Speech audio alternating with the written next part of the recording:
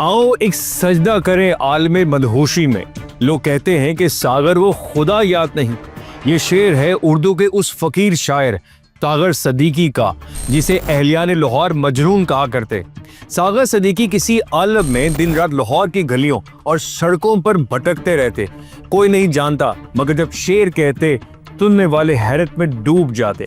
आज़ादी के बाद जब वो अमृतसर से लाहौर आए तो एक दुबला पतला खुशपोश नौजवान थे। अपनी तरन्नुम भरी आवाज और शायरी के कमाल से मुशायरों के मैदान लूट लिया करते। फिल्मों के लिए गीत लिखे, अनारकली बाजार में घर भी था, लेकिन फिर अंगूर के पानी की लत ने उन्हें बर्बाद कर दिया।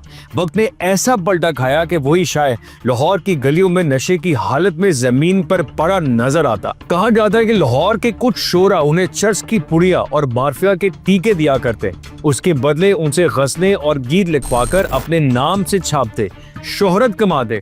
यूं उर्दू का ये अजीम मगर महरूम शायर अंदर से टूटता चला गया। सागर अक्सर हंसते हंसते कहा करते, मेरी माँ दिल्ली की थी, बाप पटियाला का, जन्म अमृतसर में हुआ और जिंदगी लाहौर में गुजरी। मैं भी अजीब चूं चूं का मुरब्बा।